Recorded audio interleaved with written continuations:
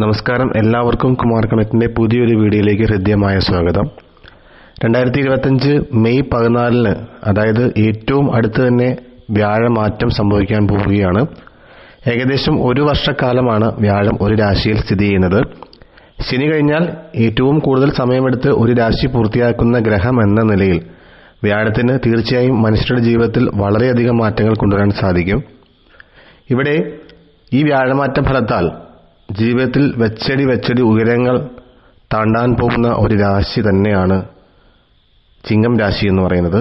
മകം, പൂരം, ഉത്രം ചേർന്ന ഈ രാശിക്കാർക്ക് കുറേ നാളുകളായിട്ട് കർമ്മഭാവത്തിലുണ്ടായിരുന്ന ആ തടസ്സങ്ങളൊക്കെ മാറ്റി ജീവിതത്തിൽ വളരെയധികം ഉയർച്ച വ്യാഴം തീർച്ചയായും കൊണ്ടുവരുന്നതാണ്.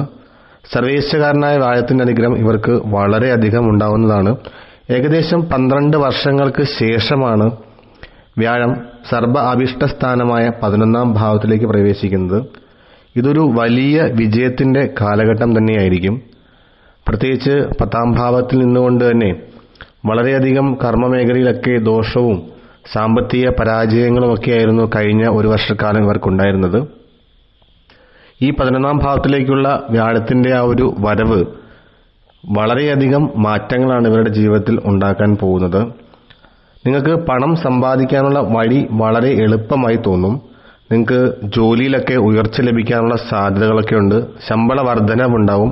അപ്രതീക്ഷിതമായ പല കാര്യങ്ങളും നിങ്ങളുടെ തൊഴിൽ മണ്ഡലങ്ങളിൽ നിന്ന് നിങ്ങൾക്ക് പ്രതീക്ഷിക്കാം.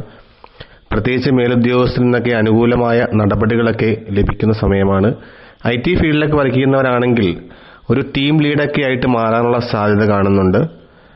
അതുപോലെ തന്നെ വ്യാഴം 3ാമത്തെയും 5ാമത്തെയും ഭാവത്തെ കൂടി വീക്ഷിക്കുന്നുണ്ട്.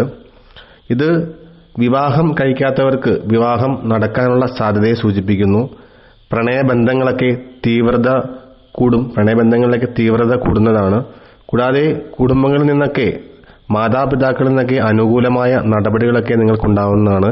അങ്ങനെ എല്ലാ തരത്തിലും നിങ്ങൾക്ക് നല്ലൊരു സമയമാണ് വരാൻ പോകുന്നത്. ഗൃഹം, വാഹനം, സന്താന ഗുണം, ദാമ്പത്യ ഗുണം, ഇങ്ങനെ സർവ്വ അഭിഷ്ടങ്ങളും ഒരു മനുഷ്യജീവിതത്തിൽ ആവശ്യമായ എല്ലാ കാര്യങ്ങളും വന്നു ചേരുന്ന ഒരു സമയമാണ്. ഇനി 12 വർഷങ്ങൾക്ക് ശേഷമേ വ്യാഴം 11ാം ഭാവത്തിലേക്ക് വരികയുള്ളൂ. അതുകൊണ്ട് തന്നെ മകം, പൂരം, ഉത്രം ചേർന്ന ചിങ്ങം രാശിക്കാർ ഈ വ്യാഴമാറ്റത്തെ വളരെ ബുദ്ധിപൂർവ്വം ഉപയോഗിക്കേണ്ടതാണ്. നിങ്ങൾക്ക് ഏതെങ്കിലും തരത്തിലുള്ള സ്വത്ത് ലഭിക്കാനുണ്ടെങ്കിൽ, അനന്തരാവകാശം വഴി ലഭിക്കാനുണ്ടെങ്കിൽ അതൊക്കെ സാധ്യമാവുന്ന ഒരു സമയം കൂടിയാണ്. അങ്ങനെ എല്ലാ തരത്തിലും നിങ്ങൾക്ക് വെച്ചടി ഉയർച്ച വരുന്ന കാലഘട്ടം തന്നെയായിരിക്കും.